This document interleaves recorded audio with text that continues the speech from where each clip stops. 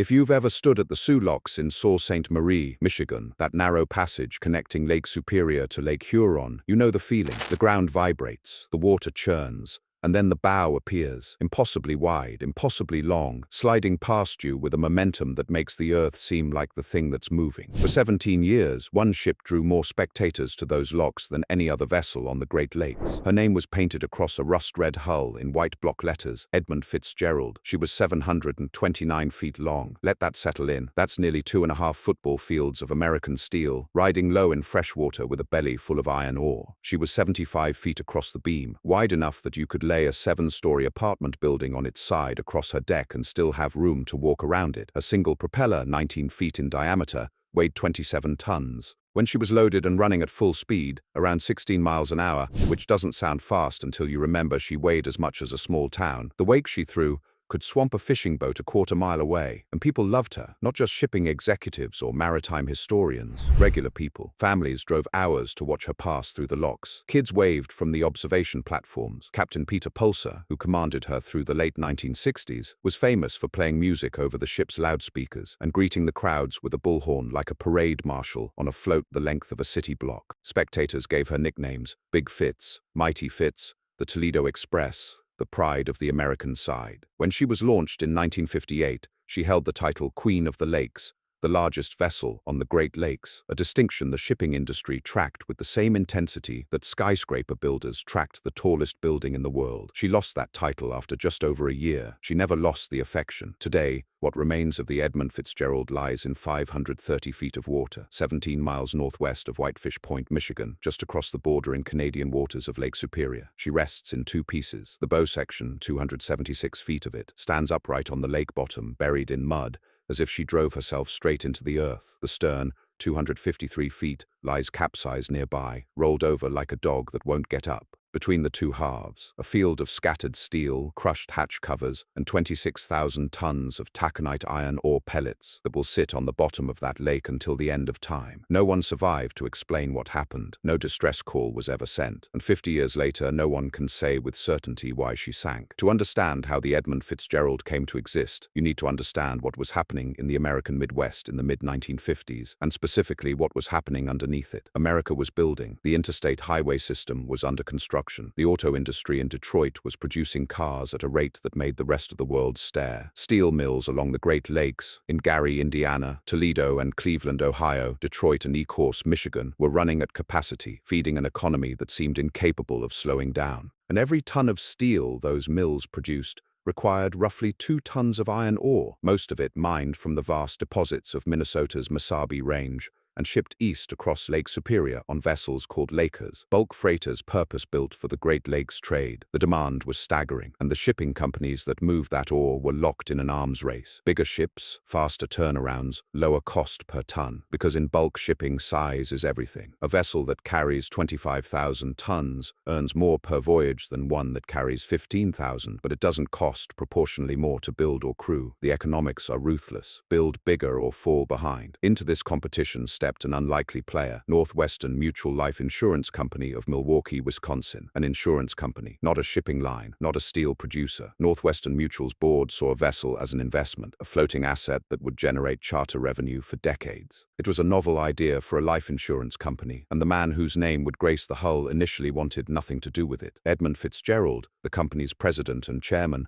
was the son of a Milwaukee dry dock company owner and the grandson and great-nephew of Great Lakes captains. He knew ships. He also knew the risks. When the board proposed naming the new vessel after him, Fitzgerald suggested alternatives: Centennial, Seaway, Milwaukee, Northwestern. He abstained from the vote. The board approved the name unanimously. Northwestern Mutual contracted with Great Lakes Engineering Works at their River Rouge, Michigan shipyard, just down the Detroit River from the Ford Rouge plant, in the industrial heart of a region that believed it could build anything. The keel was laid on August 7, 1957. The design was ambitious. The vessel would be built to the maximum dimensions allowed by the St. Lawrence Seaway locks, 729 feet long, 75 feet wide, making her the largest ship on the Great Lakes at launch. She would carry more iron ore per trip than any vessel before her. The cost was somewhere between $7 million and $8.4 million. Sources disagree, and the discrepancy likely reflects the difference between hull cost and fully outfitted price. Either way, Converted to today's money, we're talking about $80 to $100 million for a single cargo ship, the most expensive Laker ever built. She was christened and launched on June 7, 1958, and from the beginning, the Fitzgerald seemed to carry a shadow. An estimated 15,000 spectators gathered to watch her slide sideways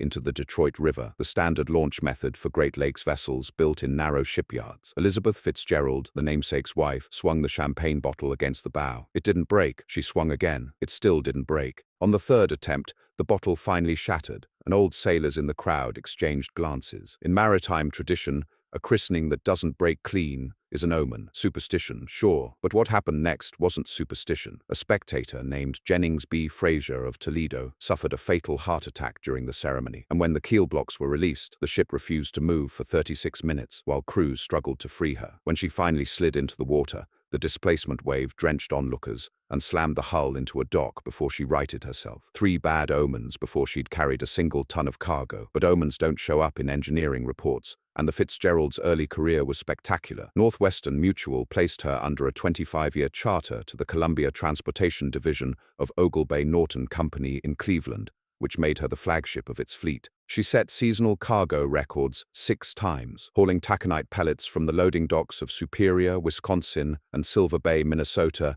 to the steel mills of Detroit, Toledo, and Gary. Her single-trip record, set in 1969, 27,402 long tons. Over 17 years, she made roughly 748 round trips and traveled more than 1 million miles, all of it on fresh water, all of it on the Great Lakes, most of it on Lake Superior. She won a safety award in 1969 for 8 consecutive years without a lost-time worker injury. She was, by every measure that mattered to the people who built and operated her, a perfect ship. But she wasn't a perfect ship, and the compromises that would kill 29 men were built into her steel from the beginning. Let's talk about the man on the bridge. Captain Ernest Michael McSorley was 63 years old in November 1975, and he had spent 44 of those years on the water. Born in Spencerville, Ontario in 1912, he'd crossed into the United States with his family at age 12, growing up in Ogdensburg, New York, along the St. Lawrence. He went to sea at 18, not on the Great Lakes, but on ocean freighters, working as a deckhand. He transitioned to Lakers as a wheelsman and earned his master's license young. At 31 in 1943, he became the youngest captain on the Great Lakes, commanding the SS Carrollton. By the time he took the Fitzgerald in 1972, he had commanded 9 different vessels and was, by most accounts, the finest ship handler on the lakes. Without question, the best captain on the Great Lakes, author John U.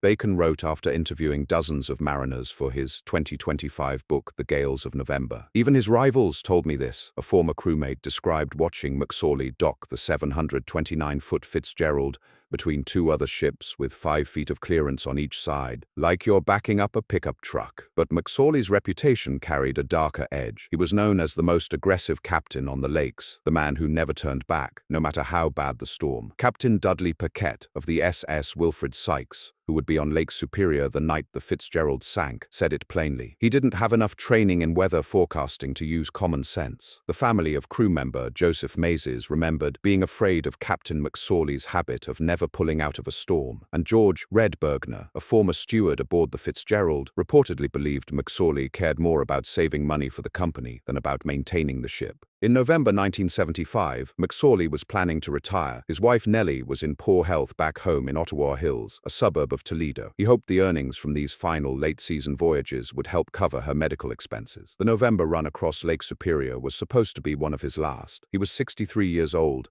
and he was tired. Sailing with him were 28 men. Their ages ranged from 20 to 62. They came from towns scattered across the Great Lakes states: Ohio, Wisconsin, Michigan, Minnesota, Pennsylvania, with one from as far away as Clearwater, Florida, and one from Agoura, California. They were oilers and wheelsmen, engineers and deckhands, watchmen and cooks. Some were lifers who'd spent decades on the water. Some were young men just starting out. The youngest was Carl A. Peckle, 20 years old, a watchman from Ashtabula, Ohio. He had his whole life ahead of him. In a different version of this story, he'd have gone on to a long career on the lakes, married, raised children, told stories about the storms he'd survived. He was 20. The oldest among the crew were men like First Mate John H. McCarthy, 62, of Bay Village, Ohio, and wheelsman John D. Simmons, also 62, from Ashland, Wisconsin. Simmons had been friends with McSorley for more than 30 years, a storyteller, a jokester, a pool shark, the kind of man who made long voyages bearable. His wife Florence was waiting for him at home. Like McSorley, he was planning retirement. Then there was Robert C. Rafferty, 62, a steward from Toledo, and the man who shouldn't have been aboard at all. The Fitzgerald's regular steward, George "Red" Bergner, had served on the ship for nearly a decade, but just before the November voyage, Bergner's doctor ordered him home, bleeding ulcers. Bergner obeyed. Rafferty, a capable and experienced steward, took his place, a doctor's order. That's what saved George Bergner's life and ended Robert Rafferty's. Deep in the engine room, third assistant engineer Oliver J. Buck Champeau, 41, of Sturgeon Bay, Wisconsin, kept the boilers running. Champeau had quit school at 13 to raise 4 younger siblings after his father died. He'd served in the Marine Corps during Korea. He was the kind of man who carried weight without complaint. Ransom E. Cundy, 53, a watchman from Superior, Wisconsin, had been born on Easter Sunday 1922 and had fought at the Battle of Iwo Jima. He was sailing on this trip with his friend Frederick J. Beecher, 56, a porter from Superior. They'd go down together. Nolan S. Church, 55, a porter from Silver Bay, Minnesota, hadn't even started sailing until he was in his 40s. His son Rick later recalled his father joking that the Great Lakes didn't have a hole big enough for the Fitzgerald. And there was David E.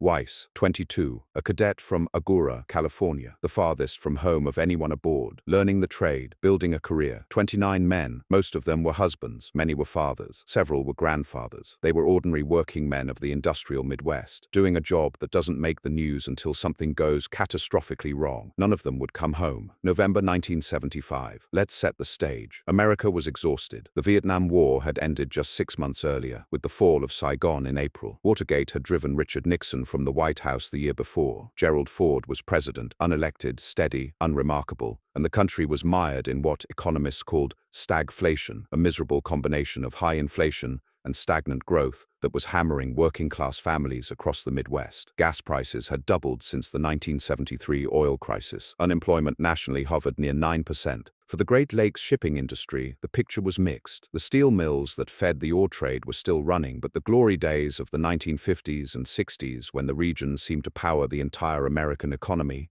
were fading. The first tremors of deindustrialization were being felt. Japanese steel was getting cheaper. Auto plants were beginning to eye locations in the South, where labor was non-union and costs were lower. The men who crewed the ore boats could feel the ground shifting beneath them, even if they couldn't name exactly what was happening. But in November 1975, the boats were still running. The shipping season on the Great Lakes typically ran from late March to mid-January, though most captains tried to have their vessels laid up by Christmas. November was the most dangerous month, the month when Arctic air masses collided with residual warmth from the lakes to produce storms of extraordinary violence. Great Lakes sailors had a name for these tempests, the gales of November. They'd been sinking ships for as long as ships had sailed the lakes. And here's what you need to understand about Lake Superior in particular. It is not a gentle body of water. It is the largest freshwater lake on Earth by surface area, 31,700 square miles, roughly the size of South Carolina. It's also the coldest and deepest of the Great Lakes, with an average depth of 483 feet and a maximum depth of over 1,300. The water temperature in November hovers around 49 degrees Fahrenheit, cold enough to kill an unprotected person in 1 to 3 hours. But the truly dangerous thing about Superior isn't the cold or the size, it's the waves. Ocean waves typically arrive 10 to 16 seconds apart, giving a ship time to recover between crests. Superior's waves, because the lake is shallower than the ocean, come 4 to 8 seconds apart. They're steeper, more closely spaced,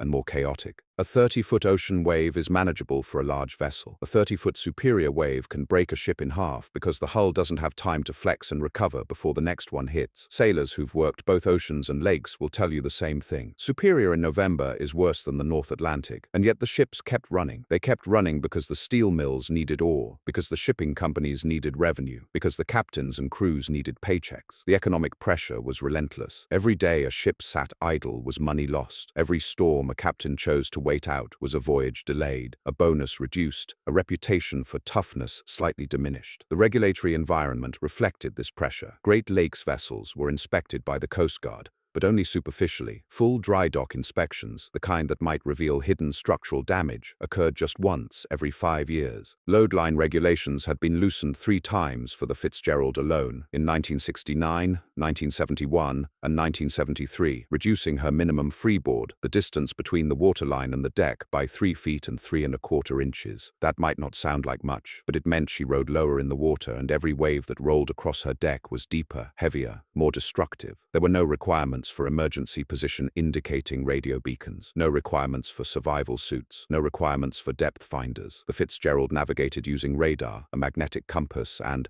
when technology failed, a hand line with a lead weight, the same method sailors had used for centuries. November 1975. A tired ship, a tired captain, a tired country, and a storm building over Oklahoma that nobody yet understood would become one of the most violent tempests Lake Superior had ever seen. On the morning of Sunday, November 9, 1975, the Edmund Fitzgerald nosed into Burlington Northern Railroad, Dock No. 1, in Superior, Wisconsin. Loading began at approximately 8:30 a.m. Taconite iron ore pellets, each one about the size of a marble, pouring through chutes into the ship's 3 massive cargo holds through 21 hatch openings. By the time the holds were full, the Fitzgerald was carrying 26,116 long tons of cargo, 29,250 short tons, along with 50,013 gallons of heavy number 6 fuel oil. She was loaded to her legal limit. Her deck sat just 11.5 feet above the waterline. In waves of 35 feet, more than 12 feet of water would pour across that deck with every crest. But the load was legal. The regulations said so. At approximately 2:15 p.m., the Fitzgerald cleared the dock and headed out into Lake Superior at full speed, 99 revolutions per minute on the engine, roughly 16 miles an hour. Her destination was the Great Lakes Steel Mill on Zug Island, on the Detroit River. The trip would take about 2 days under normal conditions. Conditions were not going to be normal. At the time of departure, the National Weather Service forecast called for a low-pressure system to pass south of Lake Superior, an unremarkable November weather pattern that would produce some wind and rough water, but nothing a 729-foot freighter couldn't handle. McSorley had sailed through worse hundreds of times, but about 50 miles behind the Fitzgerald, another vessel was making the same run. The SS Arthur M. Anderson, a 767-foot ore carrier, had departed 2 Harbors, Minnesota, at around 4:30 p.m., also loaded with iron ore, bound for Gary, Indiana. Her captain was Jesse Bernie Cooper, 56 years old, a 44-year veteran of the Great Lakes, and a man whose steady temperament and careful judgment would make him the most important witness to what happened next. Cooper and McSorley knew each other. They spoke by radio as both vessels headed east across Superior on the standard southern shipping lane. And at 7 p.m. that evening, the weather forecast changed everything. The National Weather Service issued gale warnings for all of Lake Superior, east to northeast winds, increasing to 25 to 37 knots, waves 5 to 10 feet. The storm was tracking farther north than predicted. Both captains made the same decision, alter course northward, taking the longer but more sheltered route along the Canadian shore, passing between Isle Royale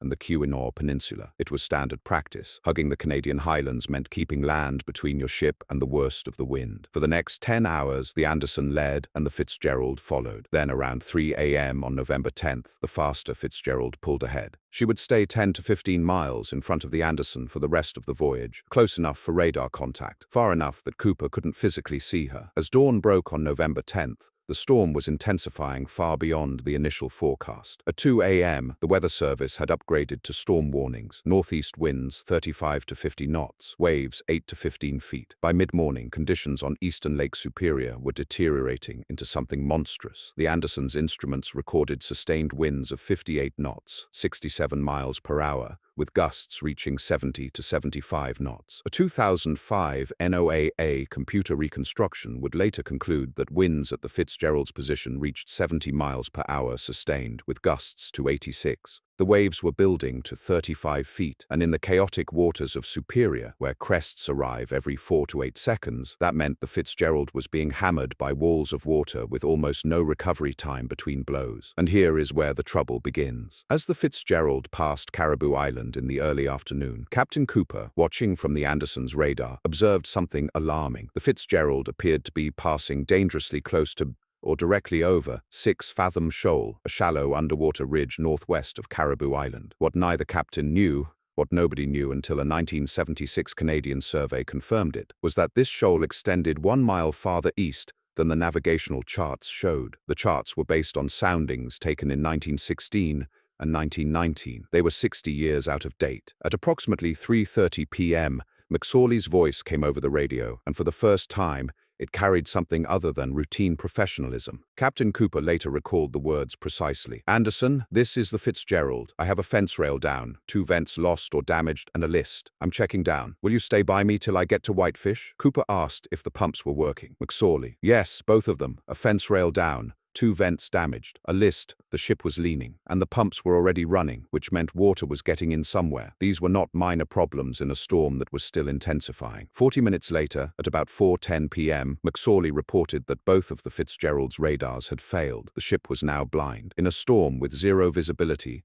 with waves tall enough to bury her deck, the Edmund Fitzgerald could no longer see where she was going. McSorley asked Cooper to track his position from the Anderson's radar and guide him toward Whitefish Bay, the protected waters at the southeastern end of Superior where they could ride out the storm. Cooper agreed. From that moment on, the Fitzgerald was entirely dependent on the Anderson for navigation. At 4:39 p.m., McSorley contacted the Coast Guard station at Grand Marais, Michigan, asking whether the Whitefish Point light and radio beacon were operational. The answer was no. The storm had knocked out both. The lighthouse that was supposed to guide the Fitzgerald to safety was dark. The radio beacon that was supposed to confirm her position was silent. No radars, no lighthouse, no beacon. 2 pumps running against water coming in from somewhere they couldn't identify. A list that wouldn't correct. A storm that was still getting worse. Sometime between 5 and 5:30 p.m., the crew of the Swedish vessel Avafors overheard McSorley on an open radio channel speaking to his crew. The words, captured in testimony, were blunt. "Don't allow nobody on deck." Then McSorley addressed the Avafors directly. "I have a bad list, lost both radars,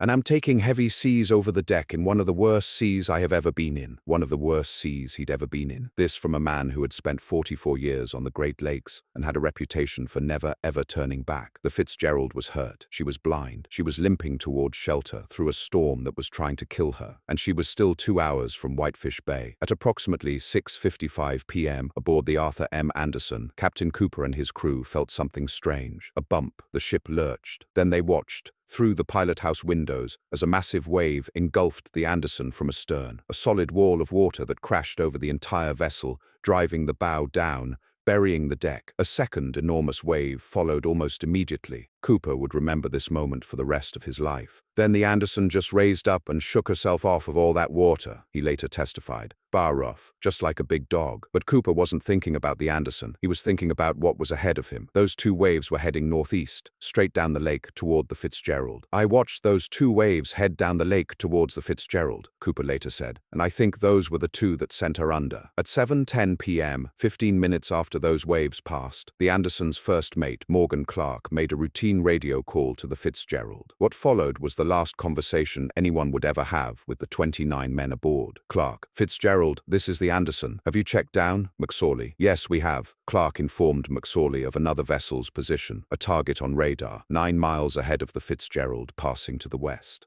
McSorley: "Well, am I going to clear?" Clark: "Yes. He is going to pass to the west of you." McSorley: "Well, fine." Then Clark asked the question that would echo across 50 years of maritime history. "By the way, Fitzgerald, how are you making out with your problems?" And Ernest McSorley, 63 years old, 44 years on the water, fighting through the worst storm of his career in a ship that was taking on water and couldn't see, gave his final answer. "We are holding our own." Clark: "Okay, fine. I'll be talking to you later." He would not. Between 7:15 and 7:20 p.m., Morgan Clark glanced at the Anderson's radar screen. The Fitzgerald's blip, the small bright mark that represented 729 feet of steel and 29 human beings, was gone. Clark adjusted the radar. He checked the settings. He called the Fitzgerald on the radio. No response. He called again. Silence. He told Captain Cooper. Cooper came to the radar. He looked. He adjusted. He called. Nothing. The snow squall that had been obscuring visibility began to lift. Through the pilothouse windows, Cooper could now see the lights of vessels ahead, ships near Whitefish Point, 20 miles away. He could see shore lights. The visibility was improving. But where the Fitzgerald should have been, 10 miles ahead, a vessel longer than 2 football fields, running with her lights on, there was nothing. Open water. Darkness. The Edmund Fitzgerald had vanished. No distress call, no mayday, no SOS, no emergency beacon activation, no flares, nothing. A 729-foot ship carrying 29 men had disappeared from the face of Lake Superior in the time it takes to eat a sandwich, and the only evidence that anything had happened was a hole on a radar screen where a blip used to be. Whatever killed the Edmund Fitzgerald killed her so fast that no one aboard had time to reach a radio, push a button, or speak a single word. At 7:22 p.m., Clark tried calling again. No response. At 7:39 p.m., Cooper reached the Coast Guard. "I am very concerned with the welfare of the steamer Edmund Fitzgerald," he said. "I can see no lights as before and don't have him on radar. I just hope he didn't take a nosedive." The Coast Guard's response was sluggish. An officer asked Cooper to keep an eye out for a 16-foot boat that had been reported lost in the area, a request so absurd in the context of what was happening that it borders on dark comedy. Cooper pressed. At about 8:25 p.m., the Coast Guard asked him to turn the Anderson around and go back into the storm to search. The exchange that followed became one of the most quoted in Great Lakes history. Cooper: God, I don't know. That sea out there is tremendously large. If you want me to, I can, but I'm not going to be making any time. The Coast Guard mentioned the possibility that the Fitzgerald had broken apart. Cooper: "Do you realize what the conditions are out there?" Silence from the Coast Guard. Cooper: "I'll give it a try, but that's all I can do." Bernie Cooper turned his ship around. He went back into the storm, back into the waves and the wind and the darkness, to search for his friend. He received the U.S. Coast Guard Distinguished Public Service Award for that decision. He would spend the rest of his life arguing about what he found and what he didn't. The SS William Clay Ford also left the shelter of Whitefish Bay to join the search. A Coast Guard HU-16 aircraft launched from Traverse City at 10 p.m. A helicopter arrived at 1 a.m. What they found told a story with no survivors to confirm it. 2 badly mangled lifeboats, ripped from their storage racks, never launched, never boarded. 2 inflatable life rafts that had auto-deployed on contact with water, not activated by human hands. Approximately 21 life jackets, none of them worn. A life ring, wooden debris, an oil slick. No survivors, no bodies, not one. Lake Superior's average temperature, around 36 degrees Fahrenheit, is cold enough to prevent the bacterial decomposition that normally causes bodies to float. The 29 men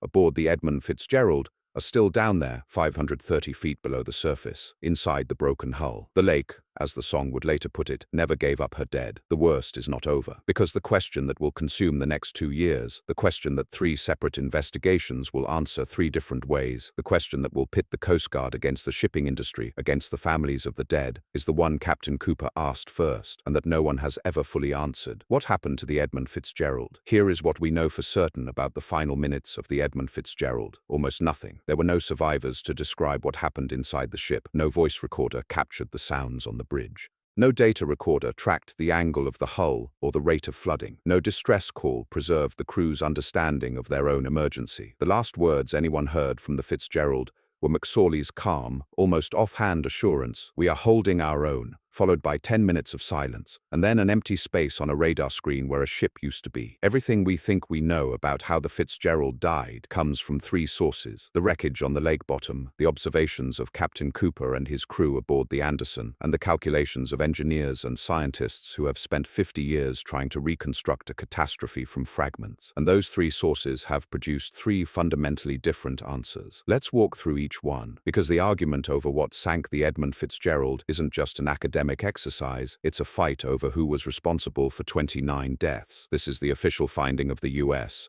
Coast Guard Marine Board of Investigation, issued on July 26, 1977, after 12 days of testimony, 7 volumes of transcripts, and nearly 2 years of analysis. The board concluded that the most probable cause of the sinking was the loss of buoyancy and stability resulting from massive flooding of the cargo hold through ineffective hatch closures as boarding seas rolled along the spar deck. In plain language, the hatches leaked. Water poured in through improperly sealed cargo hold covers, gradually flooding the ship from above until she lost buoyancy and went down. The board's reasoning went like this. The Fitzgerald had 21 cargo hatch covers, each one an 11.5 foot by 54 foot slab of 5/16-inch steel, held down by 68 manually positioned Kessner clamps, 1,428 clamps in total. There were no company-mandated maintenance procedures for these clamps or for the rubber gaskets that were supposed to create a watertight seal. When investigators examined hatch clamps recovered from the wreck, most were undamaged, leading the board to conclude that the undamaged clamps were the ones that had never been fastened in the first place. In other words, the crew hadn't properly battened down the hatches before sailing into the worst storm of the decade. This finding landed like a grenade in the Great Lakes maritime community. The Lake Carriers Association, the industry trade group representing the shipping companies, rejected it furiously. The families of the dead were devastated. The board was essentially saying that Captain McSorley and his crew had killed themselves through negligence. These weren't reckless amateurs. McSorley had 44 years of experience. and his officers were seasoned professionals. The idea that they'd sailed into a November gale without properly securing the hatches struck many mariners as not just wrong, but insulting. And there was a deeper problem with the theory. If water had been gradually flooding the cargo hold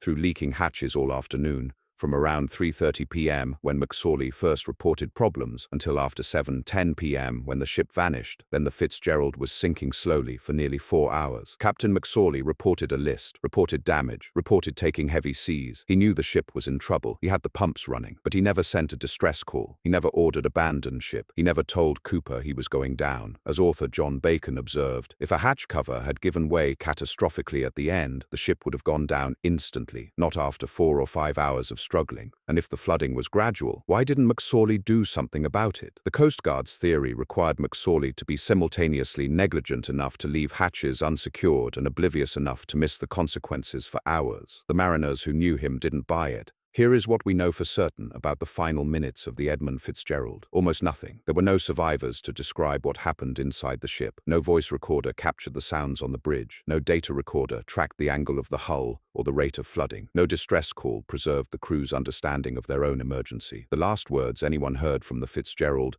were McSorley's calm, almost offhand assurance, "We are holding our own," followed by 10 minutes of silence, and then an empty space on a radar screen where a ship used to be. Everything we think we know about how the Fitzgerald died comes from 3 sources: the wreckage on the lake bottom, the observations of Captain Cooper and his crew aboard the Anderson, and the calculations of engineers and scientists who have spent 50 years trying to reconstruct a catastrophe from fragments. And those 3 sources have produced 3 fundamentally different answers. Let's walk through each one, because the argument over what sank the Edmund Fitzgerald isn't just an academic exercise. It's a fight over who was responsible for 29 deaths. Theory 1. The crew didn't secure the hatches. This is the official finding of the U.S. Coast Guard Marine Board of Investigation, issued on July 26, 1977, after 12 days of testimony, 7 volumes of transcripts, and nearly 2 years of analysis. The board concluded that the most probable cause of the sinking was the loss of buoyancy and stability resulting from massive flooding of the cargo hold through ineffective hatch closures as boarding seas rolled along the spar deck. In plain language, the hatches leaked. Water poured in through improperly sealed cargo hold covers, gradually flooding the ship from above until she lost buoyancy and went down. The board's reasoning went like this. The Fitzgerald had 21 cargo hatch covers, each one an 11.5-foot by 54-foot slab of 5/16-inch steel, held down by 68 manually positioned Kestner clamps, 1,428 clamps in total. There were no company-mandated maintenance procedures for these clamps or for the rubber gaskets that were supposed to create a watertight seal. When investigators examined hatch clamps recovered from the wreck, most were undamaged, leading the board to conclude that the undamaged clamps were the ones that had never been fastened in the first place. In other words, the crew hadn't properly battened down the hatches before sailing into the worst storm of the decade. This finding landed like a grenade in the Great Lakes maritime community. The Lake Carriers Association, the industry trade group representing the shipping companies, rejected it furiously. The families of the dead were devastated. The board was essentially saying that Captain McSorley and his crew had killed themselves through negligence. These weren't reckless amateurs. McSorley had 44 years of experience, and his officers were seasoned professionals. The idea that they'd sailed into a November gale without properly securing the hatches struck many mariners as not just wrong, but insulting. And there was a deeper problem with the theory. If water had been gradually flooding the cargo hold through leaking hatches all afternoon, from around 3:30 p.m. when McSorley first reported problems, until after 7:10 p.m. when the ship vanished, then the Fitzgerald was sinking slowly for nearly 4 hours. Captain McSorley reported a list, reported damage, reported taking heavy seas. He knew the ship was in trouble. He had the pumps running, but he never sent a distress call. He never ordered abandoned ship. He never told Cooper he was going down. As author John Bacon observed, if a hatch cover had given way catastrophically at the end, the ship would have gone down instantly, not after 4 or 5 hours of struggling. And if the flooding was gradual, why didn't McSorley do something about it? The Coast Guard's theory required McSorley to be simultaneously negligent enough to leave hatches unsecured and oblivious enough to miss the consequences for hours. The mariners who knew him didn't buy it. Theory 2. The hatches collapsed under the weight of the waves. The National Transportation Safety Board issued its own report on May 4, 1978. And it agreed with the Coast Guard that hatch failure was the cause, but reached a critically different conclusion about why the hatches failed. The NTSB didn't blame the crew, it blamed the hatches themselves.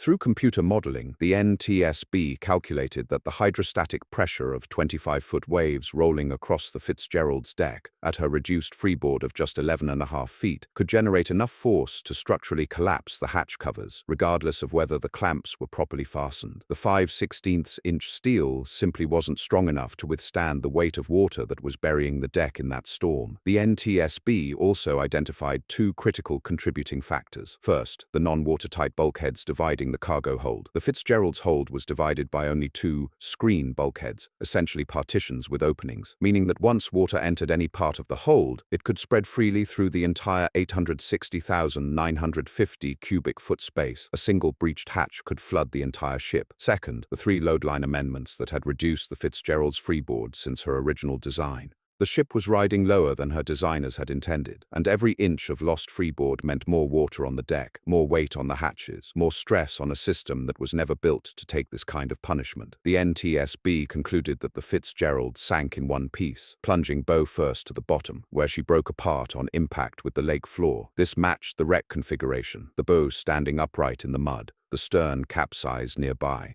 the midsection obliterated between them. This theory shifted blame from the crew to the ship's design and to the regulators who had progressively weakened her safety margins. The dead men weren't negligent. They were victims of engineering compromises and regulatory erosion. Theory 3. She hit a shoal and tore her belly open. This was the position of the Lake Carriers Association, submitted to the NTSB in a letter dated September 16, 1977, and it was the theory that Captain Bernie Cooper championed until the day he died. Remember that moment early in the afternoon when Cooper watched on radar as the Fitzgerald passed near Caribou Island? Cooper believed the Fitzgerald had crossed directly over 6 Fathom Shoal, an underwater ridge that, as the 1976 Canadian Hydrographic Survey confirmed, extended 1 mile farther east than the navigational charts indicated. The charts were based on soundings taken in 1916 and 1919. Nobody had resurveyed the area in 60 years. Cooper's argument was straightforward. At approximately 3:10 p.m., the Fitzgerald passed over or very near the shoal. The ship's hull, loaded to maximum capacity, riding low, with no depth finder aboard, struck the bottom. The impact tore or cracked the hull plating below the waterline. From that moment on, the Fitzgerald was taking on water through a wound in her belly that no amount of pumping could overcome. This explained the fence rail damage McSorley reported. Cooper argued that broken fence rails could only result from an upward thrust, as from grounding, not from the downward sagging of a hull in heavy seas. It explained the progressive list. It explained the pumps running continuously, and it explained why the ship survived for 4 more hours before finally succumbing. The flooding was steady but slow, until the storm delivered a final blow that overwhelmed whatever reserve buoyancy remained. Cooper never wavered. "I don't care what anybody says," he told interviewers years later. At 3:10 in the afternoon, she had either bottomed out or had a stress fracture in the hull. That's the only two possibilities. She was sinking from that time on. Supporting evidence. A diver hired by Oglebay Norton reportedly found the Fitzgerald's distinctive maroon hull paint on rocks at 6 Fathom Shoal. The 1976 survey confirmed the shoal's true extent, and the timing of McSorley's first damage report, immediately after passing Caribou Island, aligned precisely with a grounding event. And then there are the rogue waves. Those two massive waves that struck the Anderson at 6:55 p.m., the ones Cooper watched head toward the Fitzgerald, may have been the killing blow. The 2005 NOAA analysis confirmed that waves in the area reached 36 feet. Rogue waves, spontaneous combinations of wave energy that produce crests far exceeding the average, could have reached 54 to 60 feet. Picture a 6-story building made of water moving at highway speed, slamming into a ship that's already wounded, already flooding, already listing. On Superior, where waves arrive every 4 to 8 seconds, a rogue wave wouldn't come alone. It would come in a set, 2 or 3 monsters in rapid succession, with no time for the ship to recover between blows. Cooper saw exactly this pattern hit the Anderson. He believed the same pattern hit the Fitzgerald, with fatal consequences. Where does the evidence point today? After 50 years, there is no consensus. The most credible modern analysis, including Bacon's exhaustive 2025 account, suggests that no single factor sank the Edmund Fitzgerald. Multiple failures converged, possible shoaling damage to the hull, compromised hatch covers that couldn't withstand the extraordinary wave forces, progressive flooding through the non-watertight cargo hold, reduced freeboard from 3 rounds of regulatory loosening, loss of both radars and all navigational aids, and finally the overwhelming violence of a storm that exceeded every forecast. The Fitzgerald didn't die from one wound. She died from all of them at once, and the reason we'll never know for certain is that the lake kept it secret. No survivors, witnesses, no recordings, no final testimony, just a broken ship on the bottom and the silence that followed. The Marine Board of Investigation convened on November 18, 1975, 8 days after the sinking, at the Federal Building in Cleveland, Ohio. It was chaired by Rear Admiral Winfred W. Barrow, with Captains Adam S. Zubinski and James A. Wilson serving as members and Commander C.S. Loosemore as recorder. Over 12 days of hearings between November 18th and December 13th, the board took testimony from dozens of witnesses, producing 7 volumes of transcripts and exhibits. The board's 15 recommendations included sensible reforms, improved hatch weather tightness requirements, cargo hold water detection systems, EPIRB beacons, updated navigational charts, survival equipment upgrades. But its central finding, that the crew had failed to properly secure the hatches,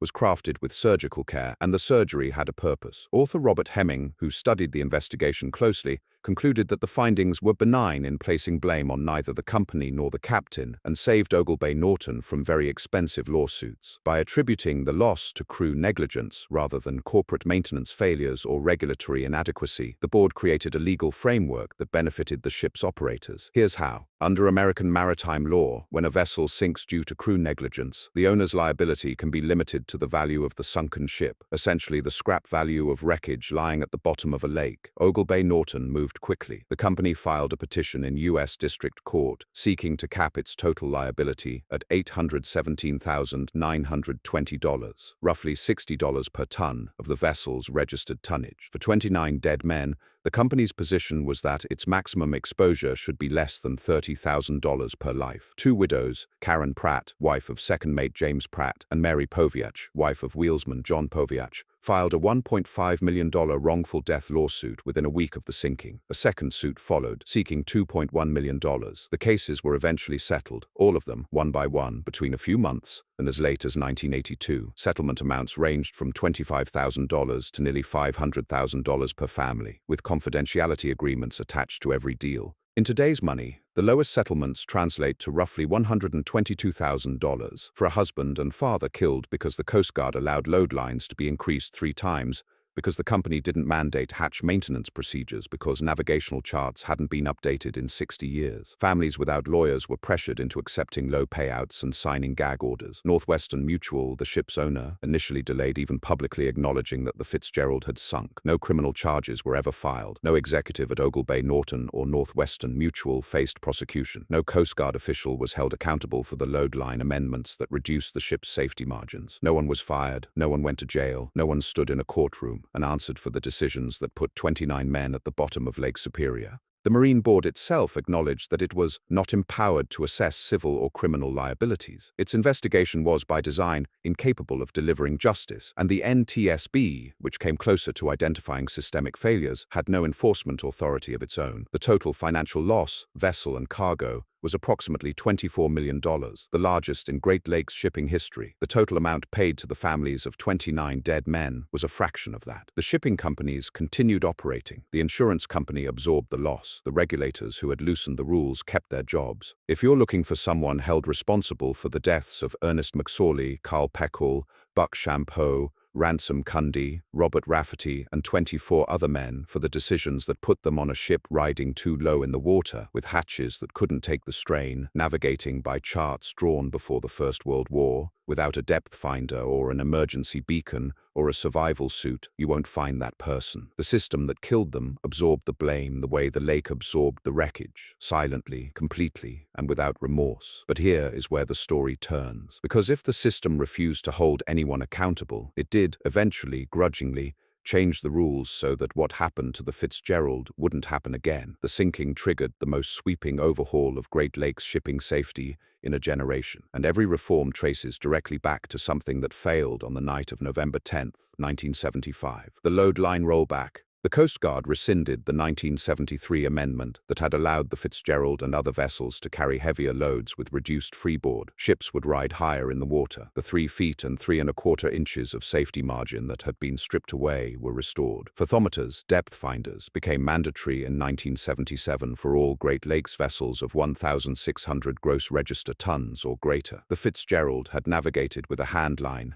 and a lead weight. After her loss, that practice ended forever. If the Fitzgerald had carried a depth finder, the crossing near 6 Fathom Shoal would have set off alarms. McSorley would have known he was in shallow water. Whether that knowledge would have saved the ship is unknowable, but he would have had it. Survival suits became required in 1980. Immersion suits, full-body insulated garments that extend survival time in cold water from minutes to hours, were mandated for every crew member, stored in living quarters and at workstations. Strobe lights were affixed to life jackets and survival suits. Before the Fitzgerald, Great Lakes ships carried no exposure protection at all. The 29 men aboard the Fitzgerald went into 49-degree water, if they went into the water at all, wearing whatever they had on: work clothes, cotton, wool, materials that accelerate heat loss rather than prevent it. Emergency position, indicating radio beacons, EPIRBS, became mandatory on all Great Lakes vessels. The Fitzgerald carried none. If she had, the beacon would have activated automatically upon contact with water, transmitting her position to search and rescue authorities within minutes. Instead, nearly 30 minutes passed between the Fitzgerald's disappearance and Cooper's first call to the Coast Guard, and the Coast Guard's response was initially confused and slow. Hatch cover inspections were overhauled. The Coast Guard implemented stricter maintenance and inspection requirements and began boarding all U.S. Great Lakes vessels every autumn before the November storm season to check hatch closures, vents, and life-saving equipment. The casual approach to hatch weather tightness that had characterized the industry for decades was replaced by systematic, documented verification. Navigational charts for northeastern Lake Superior were redrawn, with particular attention to the area around Caribou Island and 6 Fathom Shoal. The 1976 Canadian Hydrographic Survey that revealed the shoal's true extent was incorporated into updated charts. No ship would again cross that area relying on soundings taken before the First World War. Weather monitoring was revolutionized.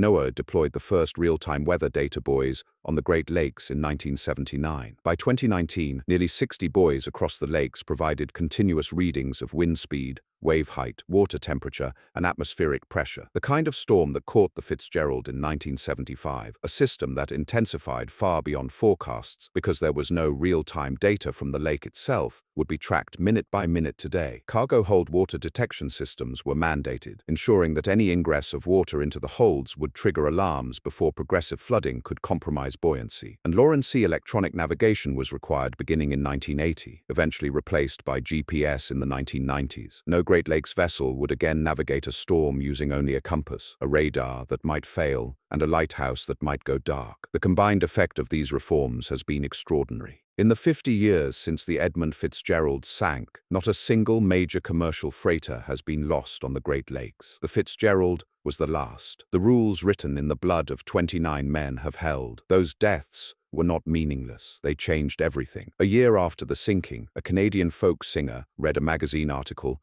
and wrote a song. Gordon Lightfoot found the story in the November 24, 1975 issue of Newsweek in an article titled "The Cruelest Month." What struck him first wasn't the tragedy itself, it was that the magazine had misspelled the ship's name as Edmund. The disrespect of it. 29 men dead, and the national press couldn't even get the name right. Lightfoot was a recreational sailor on the Great Lakes, a man who'd grown up near Georgian Bay and understood what Superior could do. He sat down and wrote the song within about a month of the disaster. 478 words. No chorus, no bridge, no hook, nearly 7 minutes long. Everything a hit single is not supposed to be. And then he froze. He agonized over whether the song was accurate enough, tasteful enough, worthy of the dead. He refused to play it for his band during recording sessions for the Summertime Dream album at Eastern Sound Studios in Toronto. For months, he told the producers it wasn't ready, it wasn't going to be on the album. On the final recording day, with studio time running out, the band played the song together for the first and only time, a single, unrehearsed take. Drummer Barry Keane later recalled, "Gordon gave me a nod around the third verse. I did a drum fill and came in and played. We all played what we felt. We had never heard the song. That single take was the version released to the world." The wreck of the Edmund Fitzgerald peaked at number 2 on the Billboard Hot 100, held from the top spot by Rod Stewart's "Tonight's the Night," and reached number 1 on both the Cashbox Top 100 and the Canadian charts. A 7-minute folk ballad about a cargo ship with no chorus competing with disco and soft rock. It shouldn't have worked. It worked because it was true, because it was respectful, and because Lightfoot understood something that the Coast Guard investigation had missed. What mattered wasn't the metallurgy of the hatch clamps or the hydrostatics of wave loading. What mattered was the men. The song contained factual liberties. The destination is given as Cleveland rather than Detroit because Lightfoot needed the rhyme, and one line that would later become controversial. At 7 p.m., a main hatchway caved in seemed to support the Coast Guard's finding that hatch failure caused the sinking. In March 2010, after a Canadian documentary called The Dive Detectives presented evidence absolving the crew of negligence, Lightfoot changed the lyric in live performances to, "At 7 p.m. it grew dark, it was then," he explained, "I'm sincerely grateful for putting together compelling evidence that the tragedy was not a result of crew error." The song did something no investigation report or engineering study ever could. It made America care about 29 men on an ore boat. Smithsonian Magazine called the Fitzgerald America's defining shipwreck, and it's the song, not the sinking, that made that true. Families of the crew embraced it. They played it at reunions for the grandchildren who never met their grandfathers. When Lightfoot died on May 1, 2023, at 84, the song surged back onto the Billboard charts. It had never really left. The Edmund Fitzgerald's 200-pound bronze bell sat on the lake bottom for 20 years. In 1995, after 2 years of planning, a joint expedition by the Great Lakes Shipwreck Historical Society,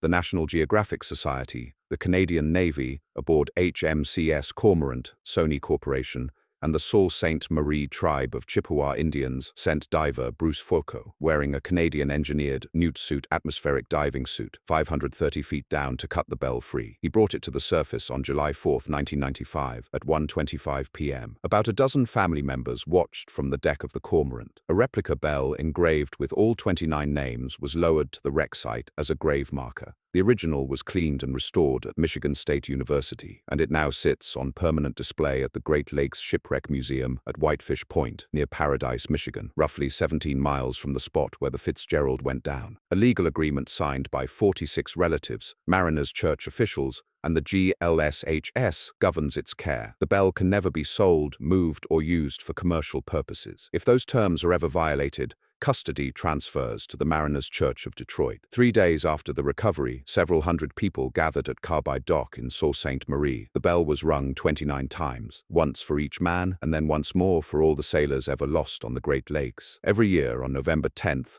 the ritual repeats. At the Mariners Church of Detroit, a stone sanctuary founded in 1842 as a haven for Great Lakes sailors, the bell-ringing tradition began the morning after the sinking, when Reverend Richard Ingalls spontaneously tolled the church's Brotherhood bell 29 times. Today, uniformed shipmasters and crew families gather for the annual memorial service. Each name is read, the bell rings, a musician plays taps, the congregation sings Eternal Father, Strong to Save. The bell now rings 30 times, 29 for the Fitzgerald's crew, and 1 for all mariners lost on the lakes. In 2023, at Whitefish Point, it rang 31 times, the extra toll for Gordon Lightfoot. On Minnesota's North Shore, Split Rock Lighthouse, a beacon that has no direct connection to the Fitzgerald, it ceased operations in 1969, lights its lamp every November 10th. The tradition began in 1985 at the initiative of Keeper Lee Radzak, and it has grown into one of the most powerful maritime rituals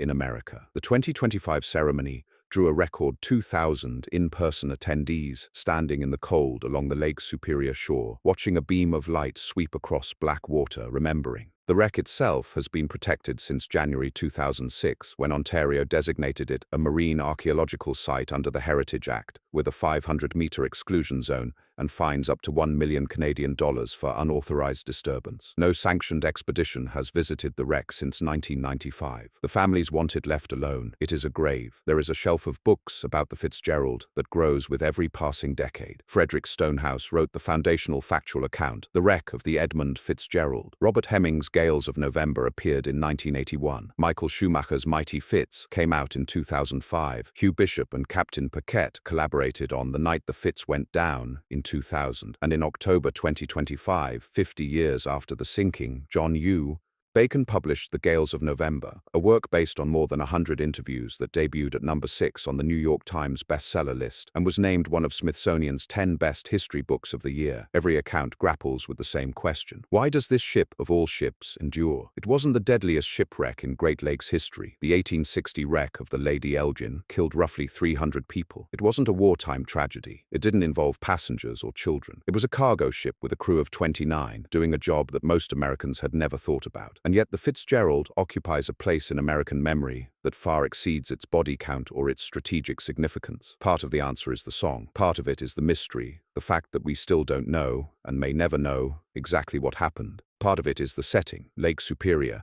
with its cold beauty and its ancient violence, is the kind of place that imprints itself on the imagination. Part of it is the era, the mid-1970s, when America was losing confidence in its institutions and its industries, and a Great Lakes freighter disappearing without a trace felt like a metaphor for something larger slipping away. But most of it, we think, is the men. 29 working men from small towns in Ohio, Wisconsin, Michigan, Minnesota. Men who got up before dawn and went to work on the water. Men who didn't make the news, whose names you wouldn't recognize unless you lived on their street. Men like Buck Shampoo, who quit school at 13 to raise his siblings. Like Ransom Kunde, who survived Iwo Jima and died on a lake. Like Carl Peckhall, who was 20 years old and had barely started living. Like Nolan Church, who joked the Great Lakes didn't have a hole big enough for the Fitzgerald. They were wrong. The hole was there.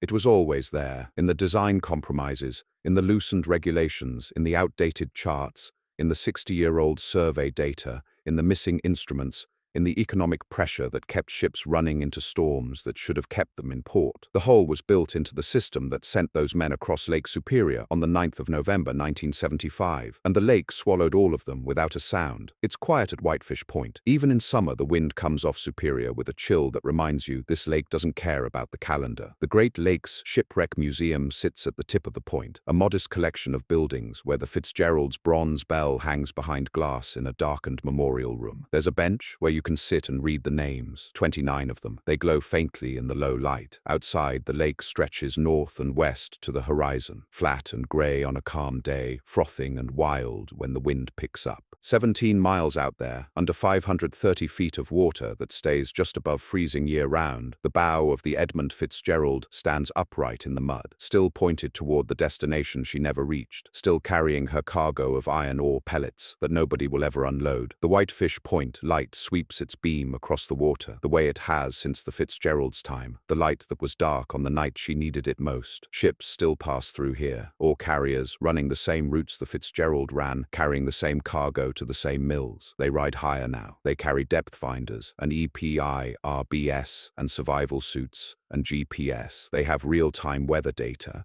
and updated charts and annual inspections. They have all of this because of the 29 men who didn't. Every November 10th, when the bell rings at the Mariners' Church, when Split Rock Lighthouse fires its beam into the darkness, when the families gather at Whitefish Point to say the names, it is not just grief, it is a promise that the men of the Fitzgerald did not die for nothing, that the reforms written in their names have held, that in 50 years not one more ship has been lost the way they were lost. The lake gives nothing back, but the memory of those men gave us something we didn't have before, the rules that keep the living safe. Ernest McSorley was 63. He wanted to retire. He wanted to take care of Nellie. Carl Peckhall was 20. The Edmund Fitzgerald was 729 feet of American steel, and Lake Superior took her in 10 minutes, maybe less. We don't know. We'll never know. She was there. She said she was holding her own, and then she wasn't. The legend lives on.